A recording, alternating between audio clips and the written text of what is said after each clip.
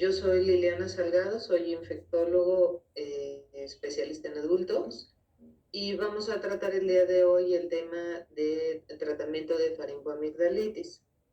Para que yo pueda comentar con ustedes este tema, debo de introducirlos primero en ella y debo de hacerles varias consideraciones. Recuerden que las infecciones del tracto respiratorio superior son padecimientos inflamatorios de la vía aérea que incluye la afectación de los senos paranasales, de la nariz, de la boca, de la faringe, de la laringe y de la tráquea. Por lo tanto, siempre que tengamos un paciente que se acerque a nosotros con un padecimiento de la vía aérea superior, tenemos que considerar como diagnóstico diferencial de estos padecimientos. Y para que ustedes puedan tener claro cada uno de ellos, vamos a tratar brevemente el diagnóstico diferencial de estos padecimientos considerando a la sinusitis, la otitis media, la amigdalitis, la nasofaringitis o resfriado común, y dejaremos de lado la neumonía y la bronquitis aguda, que son infecciones de la vía aérea inferior,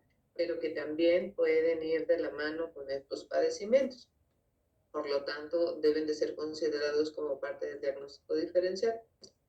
Comenzando con el tema que nos proponemos para la plática de hoy, recuerden ustedes que la faringitis está considerada como la inflamación aguda de los tejidos blandos de la parte posterior de la boca, como son el istmo de las fauces, el paladar blando, y por lo tanto tenemos que tener un análisis minucioso de la retrofaringe, incluyendo, como les decía, las estructuras aledañas a la garganta.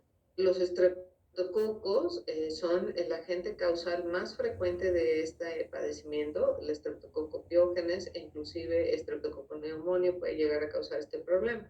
Hemophilus influenza, Corynebacterium diphtheria, Neisseria meningitis y Staphylococcus aureus son las bacterias más frecuentes. Usualmente las faringitis son causadas por bacterias, a diferencia de otros padecimientos que son predominantemente causados por virus.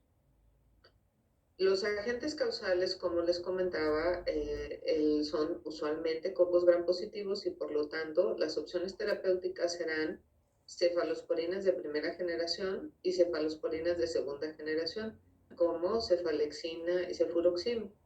Los macrólidos son también una herramienta muy útil, en este caso la claritromicina, ya que la citromicina, que tiene un uso distinto, tiene un objetivo diferente, no tiene una capacidad de limitar la infección como tal. La clindamicina en dosis terapéuticas, 600 miligramos cada 8 horas, y particularmente las medidas de higiene local como la clorexidina al 0.12% son herramientas muy útiles para limitar la progresión de la enfermedad a la retrofaringe. En el caso de las nasofaringitis, recuerden ustedes que ya incluye no solamente la retrofaringe, sino también incluye la nariz y las conjuntivas oculares. El 90% de estos padecimientos se autolimitan, por lo cual no requieren tratamiento antimicrobiano porque el 90% de ellos es de etiología viral. Los agentes causales más frecuentes son el rinovirus, el virus incisional respiratorio, influenza ABC, parainfluenza, adenovirus y coronavirus. En los padecimientos que no se autolimitan, puede ser la ribavirina y el oseltamivir en estos casos. Recuerden que las manifestaciones principales son congestión y obstrucción nasal, rinorrea hialina, mareo, disfagia alta, tos aislada, seca, laringia, disfonía o ronquera, cefalea frontal. Los pacientes pueden referir astenia, dinamia, fatiga y fiebre. Por lo tanto, el tratamiento estará enfocado a manejo sintomático. Actualmente debemos de establecer una diferencia clínica entre la nasofaringitis y la infección por SARS-CoV-2 o COVID-19. Al inicio de esta pandemia, los pacientes rara vez presentaban manifestaciones respiratorias altas, evolucionaban del dolor faríngeo a la tos y manifestaciones del estrés respiratorio. En la actualidad, los pacientes se presentan con signos y síntomas de la vía aérea superior, por lo cual ustedes tienen que estar muy al tanto. Los pacientes con nasofaringitis presentan de forma muy frecuente congestión, rinorrea, inyección conjuntival, escurrimiento de lágrima frecuente, fiebre. En el caso del SARS-CoV-2 es muy raro que los pacientes presenten coriza, es muy, muy raro que los pacientes tengan inyección conjuntival, escurrimiento de lágrima frecuente. El COVID-19, a diferencia, presenta fiebre, usualmente alta, por arriba de 38,5, intercurrente. La faringodinia en los pacientes con nasofaringitis es habitual, es muy, muy frecuente. Y en el COVID-19 puede ser episódica en agujas, refiriéndolo como una sensación de una pequeña basura en la faringe. En el caso de la nasofaringitis, nunca van a ver anosmia o ageusia, porque recuerden que los virus habituales, virus sincicial respiratorio, rinovirus, no dan afección de nervios craneales, a diferencia de SARS-CoV-2, que afecta los nervios craneales que permiten la capacidad del paciente de percibir los sabores y los olores. La cefalea en la nasofaringitis es frecuente, en SARS-CoV-2 es muy frecuente e intensa, retroocular particularmente. La tos en la nasofaringitis es seca y hay algunos pacientes que pueden llegar a presentar un poquito de tos productiva, pero más por escurrimiento nasal que por producción bronquial. En el caso de COVID-19, la tos es seca, es progresiva, va de menos a más, asociada a franco dolor torácico. Los pacientes rara vez presentan dolor articular, presentan dolor generalizado en las masas musculares, en las articulaciones, en los huesos, pero no dolor articular. La nasofaringitis, particularmente la nasofaringitis asociada a estreptococos, pues produce mucho dolor. Y en el caso de las manifestaciones digestivas, el vómito y la diarrea son muy raros y leves o ocasionales en la nasofaringitis, y en el COVID-19 cuando se presentan son frecuentes, severos y llegan a provocar severos desequilibrios hidroelectrolíticos. El tratamiento, por tanto, en el caso de las nasofaringitis virales, será con medidas de higiene y medidas nutricionales. Hay que aumentar significativamente el volumen de líquido ingerido. En un adulto promedio, el volumen de líquido mínimo debe de ser 1,5 litros. En promedio para la población en general. Los antihistamínicos sistémicos son muy útiles, los mucolíticos, los analgésicos y los antiinflamatorios. Y como les decía, solamente en el caso de virus sincicial respiratorio la ribavirina ha dado buenos resultados. En el caso de influenza o celtamivir, todos los otros antivirales en realidad tienen una efectividad muy limitada en estos padecimientos. En el caso de las amigdalitis, hay que verificar primero la inflamación de la garganta. Recuerden que esta es una inflamación aguda e infecciosa de las amígdalas, que pueden ir asociados o no a afección de la faringe. Estos padecimientos, cuando evolucionan de forma subaguda, hay que comenzar a sospechar complicaciones. Estos padecimientos, como les comentaba, pueden dar lugar a complicaciones significativas. De las amigdalitis, la que nos ocupa con predominancia es la amigdalitis estreptocócica. Esta amigdalitis estreptocócica, como pueden ustedes observar en estas imágenes, las amígdalas están situadas por detrás del istmo de las fauces, y en este caso ustedes pueden ver esta secreción blanquecina que es Casium, la cual no es patógena. Sin embargo, estas natas blanquecinas que van ocupando los canales y huecos amigdalinos son asociadas francamente a estreptococo. Noten la diferencia, estas son unas lesiones que parecen de forma de telaraña, y las otras son lesiones nodulares, que son lesiones benignas, no infecciosas. Las complicaciones asociadas a infección amigdalina por estreptococo del grupo A, particularmente en niños, pueden provocar exudados amigdalinos, uveitis edematosa, petequias significativas en el paladar blando, linfadenitis cervical anterior. Ustedes pueden notar cómo hay crecimientos ganglionares, particularmente en el ángulo de la mandíbula de los dos lados. Secundariamente puede haber abscesos periamigdalinos. La fiebre escarlatina sigue siendo frecuente, como ustedes pueden ver en esta imagen que les estoy mostrando, en la parte superior del lado derecho. Ese enantema que presentan los niños es un enantema no pruriginoso, que ustedes pueden tocar. Son máculas que no son confluentes, son pequeñas máculas que se agrupan, pero que no hacen lesiones mayores. Ustedes las pueden tocar, son lesiones vasculares, van a desaparecer con la digitopresión y van a reaparecer nuevamente con al retirar su presión. La fiebre escarlatina es la causante de este enantema, que secundariamente puede llegar a fiebre reumática con afección valvular cardíaca y afección renal con glomerulonefritis. Por lo tanto, todos estos pacientes requieren la realización de una biometría hemática y un examen general de orina al menos para determinar si existe o no lesión a este nivel. La imagen de la foto inferior es la lengua en fresa, que también es característica de la fiebre escarlatina. Es una lengua eritematosa con puntilleos blanquecinos que es altamente significativa y asociada a infecciones por estreptococo en la edad pediátrica. La gonorrea, la clamidia, el micoplasma y la difteria son otros agentes causales de las amigdalitis complicadas, por lo tanto hay que estar muy alerta, particularmente porque estas enfermedades pueden ser prevenidas por vacunación y desafortunadamente con la pandemia de COVID ha disminuido de forma significativa la aplicación de inmunizaciones, por lo tanto tendremos que estar muy alertas y en los adultos considerar siempre la posibilidad de gonorrea y clamidia y no descartarla en los niños porque hay ocasiones en que los pacientes tienen factores de riesgo y debe de ser considerada como un agente causal. El tratamiento de primera línea es con penicilina benzatínica a razón de 1.200.000 unidades. La amoxicilina con ácido clavulánico sigue siendo una terapia adecuada para este padecimiento, pero existen otras alternativas terapéuticas que deben de ser consideradas ante la alta resistencia de estos gérmenes a las terapias de primera línea, con clindamicina, como ya les había comentado, 300 miligramos cada 6 horas o 600 miligramos cada 8 horas.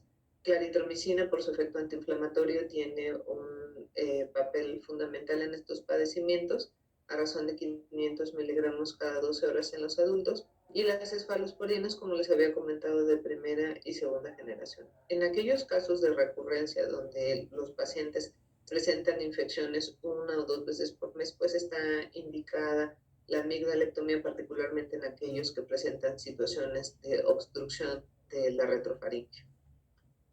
En el caso de la laringitis, la manifestación principal pues es la disfonía. Esto se refiere a la inflamación de la vía aérea superior, pero en la parte inferior, particularmente en la laringe, habitualmente a nivel de las cuerdas vocales. Los pacientes presentan dolor y disfonía y el tratamiento se basa habitualmente en antiinflamatorios y sintomáticos, ya que la etiología es usualmente viral. Por lo tanto, los antibióticos y los esteroides no tienen lugar en este padecimiento. Les quiero comentar, por otro lado, la laringitis por enfermedad por reflujo gastroesofágico. Es frecuente tener en la consulta pacientes que acuden con nosotros por infecciones laringeas de repetición, faringitis, amigdalitis, sinusitis, otitis media incluso, aunque la principal manifestación sigue siendo la disfonía. Los pacientes acuden por presentar padecimientos que usualmente son irritativos y posteriormente se asocian a fiebre. ¿Esto por qué sucede? Pues porque hay un reflujo significativo de la cámara gástrica hacia el esófago, del esófago asciende hacia la laringe, produce una quemadura química, el ácido migra hasta la retrofaringe, produce lesión amigdalina e inclusive hay pacientes que refieren también constipación nasal por la inflamación que se genera en la parte posterior de la nariz. Entonces, estos cuadros son recurrentes y ustedes deben de evaluar factores de riesgo en los pacientes, obesidad particularmente, estrés repetido, ingesta de sustancias que producen mayor enfermedad citopética, ingesta alta de cafeína, drogas. Los pacientes característicamente, cuando ustedes los evalúan, presentan epigastralgia, dolor abdominal, dolor retroesternal, dispepsia, y los pacientes se presentan con disfonía, faringodinia, dolor nasal, y estos síntomas son intercurrentes y no solamente no suceden con el tratamiento habitual, sino que los antibióticos, como producen mayor irritación gástrica, producen más reflujo e intensifican los síntomas. Por lo tanto, deben de realizar una evaluación muy minuciosa para evitar caer en este círculo vicioso del paciente y el médico. En el caso de la sinusitis, como ustedes pueden apreciar en esta imagen, involucra la inflamación y la ocupación por moco de los senos paranasales. Usualmente las sinusitis se presentan en aquellos casos de faringitis y amigdalitis que no fueron tratados o que recibieron un tratamiento parcial. La inflamación de la mucosa nasal y de los senos paranasales produce moco denso, por lo tanto, se requiere la participación de los mucolíticos, de antiinflamatorios y de una ingesta significativa de líquido. Las terapias locales con solución salina son muy eficaces para lograr liberar la presencia del moco denso que obstruye los meatos y por tanto la posibilidad del paciente para tener secreción mucosa a través de la nariz. La característica de este padecimiento, primero, pues es que es subagudo. Los pacientes refieren tener cuando menos una semana con molestias respiratorias altas. Se asocia a cefalea frontal y dolor del macizo facial, refiriendo inclusive la sensación de que la cara la sienten pesada. Hay evidente descarga retronasal purulento al examen físico, constipación nasal, postnasal. Los pacientes refieren obstrucción, sin embargo, no en todos los casos presentan secreción por la falta de la ingesta de líquido. La tos se vuelve productiva porque la descarga retronasal recae sobre la parte posterior de la epiglotis y eso despierta tos y por lo tanto pueden expectorar purulento. Inclusive hay pacientes que pueden complicarse con traqueitis porque la producción de moco es tal que inclusive al toser expectorar no es suficiente esfuerzo para mantener la vía aérea limpia y hay un poco de descarga hacia la tráquea y eso llega a producir traqueitis. Los pacientes van a tener anosmia, muchos de ellos llegan únicamente por halitosis y cefalea, fatiga y fiebre. Puede asociarse también manifestaciones del oído medio y el diagnóstico debe de realizarse clínicamente y también pueden ser apoyados por imagen. En esta que es una radiografía de zonas paranasales que desafortunadamente cada vez entran más en desuso por la ignorancia de la interpretación de estas evaluaciones, pues son muy útiles. Ustedes pueden observar en esta imagen como en el seno maxilar el que se ve libre cuando los pacientes tienen una sinusitis, pues se ve francamente ocupada por moco. En esta proyección también se pueden evaluar el seno frontal, el septo nasal e inclusive el cono de ambas órbitas y esto es muy útil para poder evaluar. Sin embargo, si no se tiene la posibilidad o no se quiere contar con una radiografía de senos paranasales, las tomografías, como en este caso, pueden mostrar cómo están inflamados los cornetes. En este corte coronal podemos apreciar también cómo está ocupado el seno maxilar por completo. E inclusive aquí pueden observar cómo hay una comunicación de la cavidad oral hacia el seno paranasal. Entonces, si ustedes tienen un paciente que tiene una mayor cronicidad, una tomografía simple de encéfalo con cortes coronales, sagitales y axiales puede proporcionar información significativa. Los agentes causales en el caso de la sinusitis son otra vez cocos gram positivos, Streptococcus pneumoniae, Haemophilus influenza, Moraxella catarrhalis, otras especies de Streptococcus, anaerobius, virus Staphylococcus aureus, e inclusive en pacientes susceptibles, en aquellos que han tenido procedimientos invasivos, pues pueden tener enterobacterias o pseudomonas. Sin embargo, en los pacientes de la comunidad, el tratamiento de primera línea será siempre amoxicilina con ácido clavulánico de primera intención y en aquellos pacientes que ya hayan recibido tratamiento previo, que tengan intolerancia por alergia a las penicilinas o que no hayan tenido respuesta terapéutica al tratamiento en primera línea, puede ser utilizado clindamicina, levofloxacino a razón de 500 miligramos cada 24 horas, cefalosporinas de segunda generación, doxiciclina, que en el caso en particular es muy útil para infecciones asociadas por otros gérmenes como clamidia o gonorrea. Sin embargo, a mí en particular no me parece un fármaco que tenga una penetración tan buena en los paranasales. La claritromicina, por su efecto antiinflamatorio, nuevamente es un elemento óptimo. El único pequeño inconveniente que se genera con el uso crónico de este medicamento, en este caso por el tiempo de tratamiento que se requiere 14 días, pues es la irritación gástrica, por lo cual se recomienda no solamente en esto, sino en los otros tratamientos, asociar medicamentos antiácidos sintomáticos o inhibidores de bomba de protones. El tratamiento, recuerden, en este padecimiento en particular de la sinusitis, debe de ser al menos durante 2 semanas o hasta que el paciente esté totalmente asintomático y sus senos paranasales estén totalmente limpios. En el caso de la otitis media aguda, ustedes deben de realizar un examen minucioso del oído del paciente. Recuerden ustedes que el paciente puede tener padecimientos pues simples asociados a inflamación del conducto auditivo, que es la otitis media, la otitis externa, pero también puede haber inflamación propiamente del oído medio. Recuerden ustedes que la otitis media aguda es un padecimiento que tiene una duración menor a 7 días y la manifestación principal es el dolor de oído de aparición súbita e intensa. Quizá la manifestación principal es el dolor. Los pacientes acuden con dolor refiriéndolo o del molar posterior o del oído como tal. Fiebre, cefalea, pérdida del apetito, náusea o vómito, y en los pacientes geriátricos pueden llegar a presentar únicamente confusión y delirio y ser el oído la causa de esa confusión y delirio. Les quise mostrar estas imágenes de otoscopía en donde ustedes pueden observar en la parte superior una membrana timpánica normal que se observa totalmente transparente con el martillo que se visualiza de forma óptima. Ustedes pueden observar cómo se diferencian claramente el martillo y los huesecillos y la membrana como tal es translúcida y permite ver los huesecillos en la parte posterior. No hay eritema. En la parte inferior, donde se observa un cuadro de otitis media aguda, ustedes pueden observar cómo toda la membrana se observa inyectada de un color rosa, rojizo, ya no es transparente, los huesecillos en la parte posterior apenas se diferencian. Puede haber evidentemente también obstrucción de la trompa de Eustaquio, por lo tanto es muy importante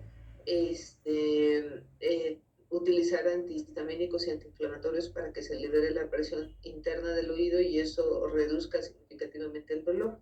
El mango del martillo se ve muy bien, está más horizontalizado y se ve inclusive lateralizado. Desafortunadamente es una membrana timpánica rota con secreción purulenta. Los pacientes pueden llegar tardíamente y referir salida de secreción por el conducto auditivo y finalmente en la otitis externa ustedes pueden observar cómo se encuentra obstruido por completo el conducto auditivo, la piel se ve inflamada, eritematosa y en particular con costras mielicéricas. El agente causal en este caso es un Staphylococcus aureus. Y si bien la terapia local es la más efectiva en los casos severos o en pacientes que tienen otras susceptibilidades como diabetes o tratamientos inmunosupresores, pues debe de utilizarse también dicloxacilina y cefalexina como tratamiento asociado al tratamiento local. El 70% de los padecimientos virales de los padecimientos en la población en general, incluyendo adultos y niños, son virus. Sin embargo, en la población adulta, el 66% pueden tener una coinfección de bacterias y virus, y en aquellos que presentan bacterias, el agente causal más frecuente es el Streptococcus pneumoniae, Haemophilus influenzae y Moraxella catarrhalis. El tratamiento, por tanto, será amoxicilina de primera línea, amoxicilina con ácido clavulánico como opción terapéutica en aquellos casos en que ya hayan tenido alguna terapia previa con penicilina, cefuroxime, que son cefalosporinas de segunda generación, levofloxacino o moxifloxacino, quinolonas respiratorias óptimas para estos padecimientos, y como les había comentado, claritromicina. Las complicaciones de estos padecimientos pueden ser complicaciones graves como los abscesos periamigdalinos, la sinusitis crónica, la encefalitis, la meningitis, los abscesos cerebrales y las mediastinitis. En esta imagen yo les quise mostrar una imagen de una mediastinitis, que fue una complicación de una amigdalitis que no se trató de forma adecuada, dio lugar a un absceso periamigdalino y secundariamente a una mediastinitis grave. Las complicaciones del sistema nervioso central también son muy frecuentes, por lo que en los ancianos y en los niños hay que considerar que aquellos pacientes que tengan delirio, afección de nervios craneales y alteraciones cognitivas agudas deben de considerarse complicaciones graves asociadas a las infecciones respiratorias.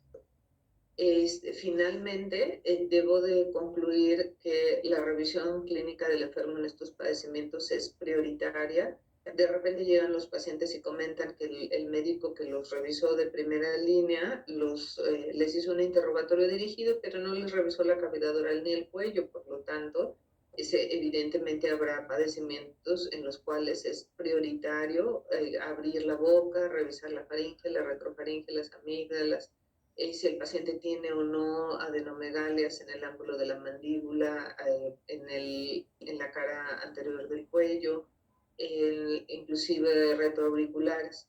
Los estudios complementarios de diagnóstico pueden ser herramientas útiles para el diagnóstico de certeza. El inicio de tratamiento oportuno es fundamental para evitar complicaciones y recuerden que también es muy importante ofrecer tratamiento sintomático en aquellos pacientes que lo requieren y tratamiento antimicrobiano solamente en aquellos pacientes que lo tienen indicado, no solamente para evitar complicaciones por la falta de tratamiento, sino complicaciones asociadas al sobretratamiento. Si ustedes notaron, en ningún momento les mencioné la necesidad de utilizar esteroides sistémicos, por lo tanto hay que abortar el uso de esteroides sistémicos en el tratamiento de estos padecimientos menores. La aplicación de inmunizaciones es fundamental para evitar la recurrencia y aparición de estos padecimientos en la población en general, particularmente en las poblaciones susceptibles, en los menores de 5 años y en los mayores de 60. Es muy importante la aplicación de vacunas de influenza, de neumococo y en temporada invernal TDAP, tanto en la población pediátrica como en los ancianos. Yo les agradezco mucho su atención, espero que podamos vernos pronto y estoy a sus órdenes para preguntas y comentarios al respecto.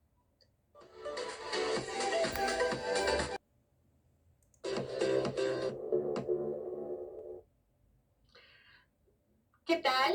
Pues bueno, les agradecemos mucho el que estén aquí con nosotros, acompañándonos el día de hoy.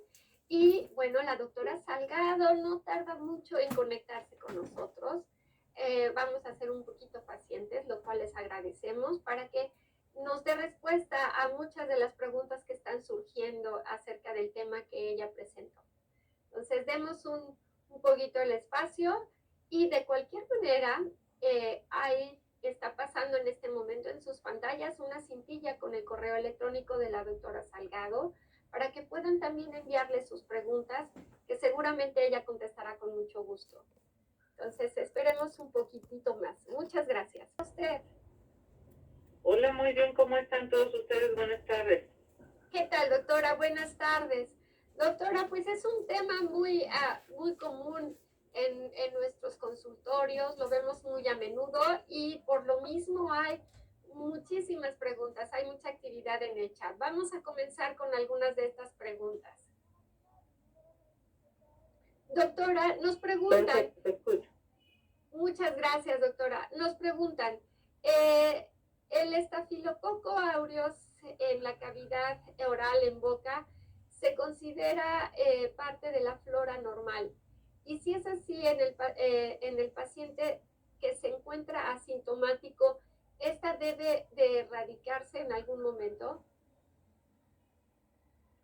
No, el Staphylococcus aureus puede considerarse como patógeno en pacientes que tienen infecciones faríngeas de repetición o en aquellos pacientes que se consideran como poblaciones de riesgo, como aquellos inmunosuprimidos, ancianos o menores que tienen alguna inmunosupresión asociada. Por tanto, en esos grupos deben de recibir tratamiento de erradicación.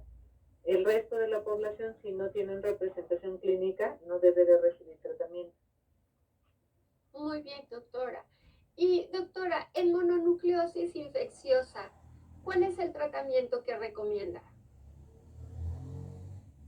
En el caso de mononucleosis infecciosa, el tratamiento es sintomático. La mayor parte de los casos son casos leves.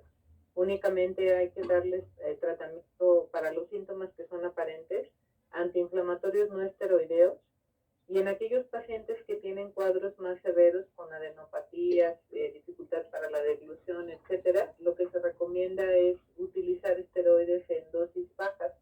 Usualmente utilizamos dexametasona dosis de 4 miligramos por vía intramuscular y la administración es intermitente cada 48 horas dependiendo de la respuesta del paciente sin exceder 5 dosis. Perfecto, doctora, muy bien. Así es que, bueno, tenemos que prestar un poco más de atención, sobre todo hacer el diagnóstico con precisión. Doctora, el beneficio del uso de lisados bacterianos para evitar la faringoamigdalitis de repetición está indicado.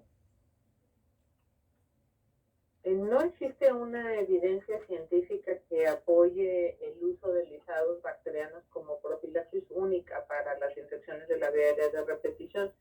En realidad está más asociada a la respuesta inmunológica asociada al estado nutricional que a la exposición a este tipo de bacilos.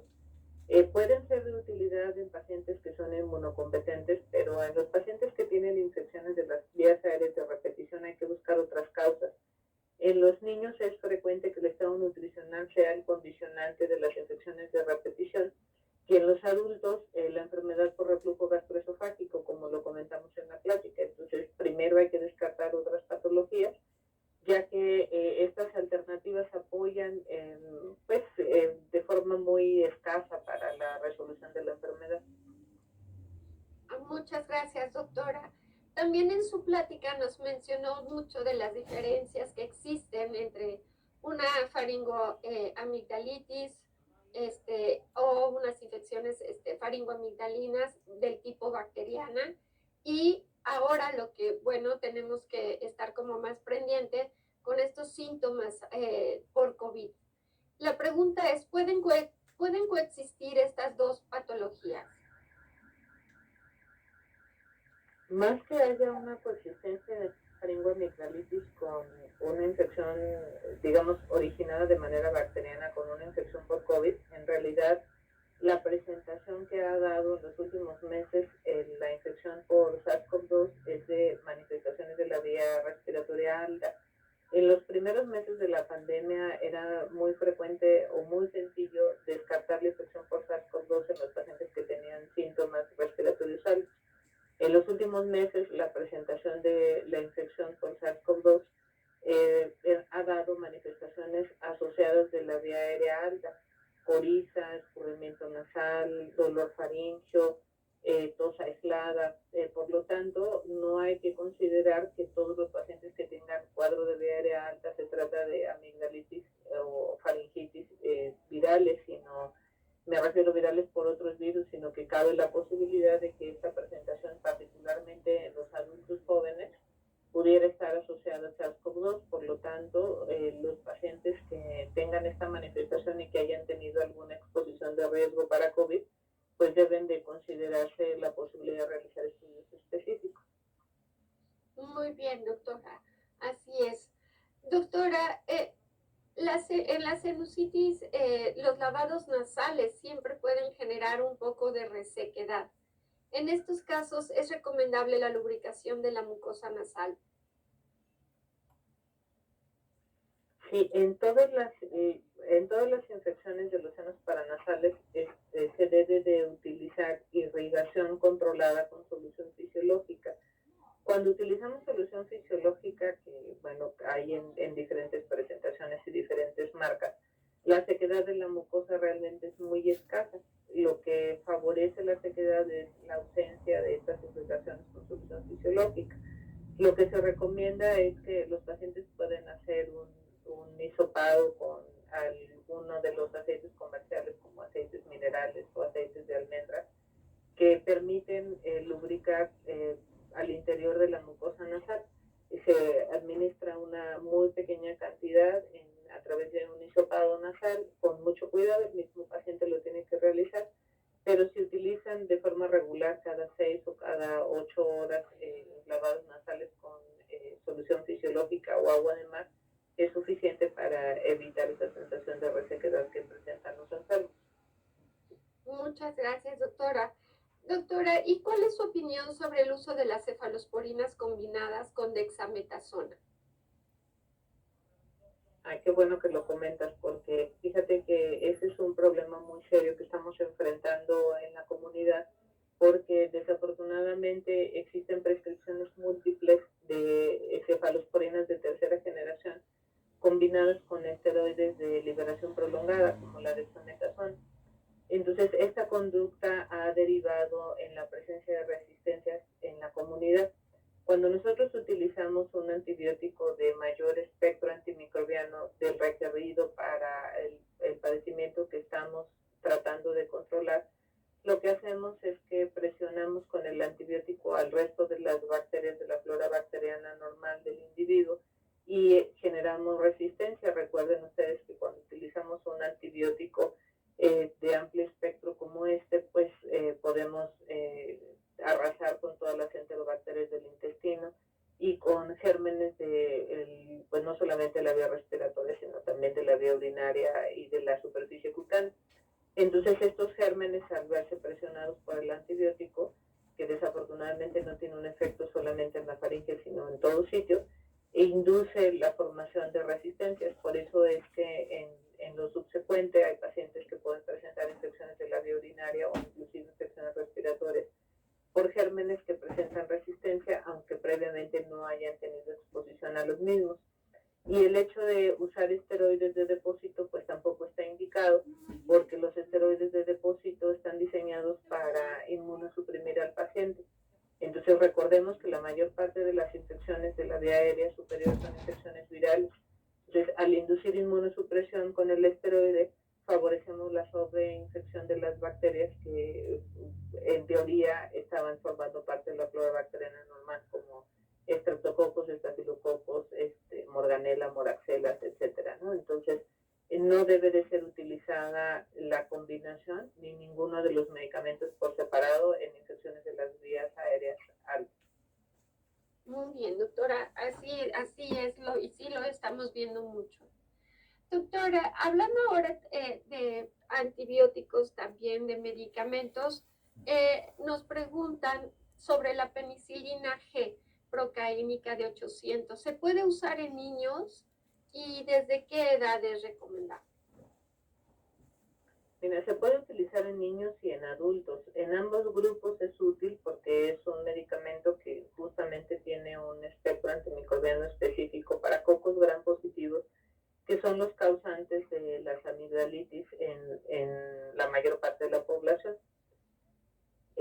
¿Cómo se puede utilizar? Bueno, en los niños se utilizan, en los lactantes se utilizan 400,000 unidades cada 24 horas intramuscular por 5 días, y en los adultos se utilizan 800,000 unidades cada 24 horas intramuscular por 5 días, y al sexto día hay que administrar una dosis de penicilina benzatínica de 600,000 unidades en los lactantes y de 1.200.000 unidades en los niños mayores a partir de preescolares.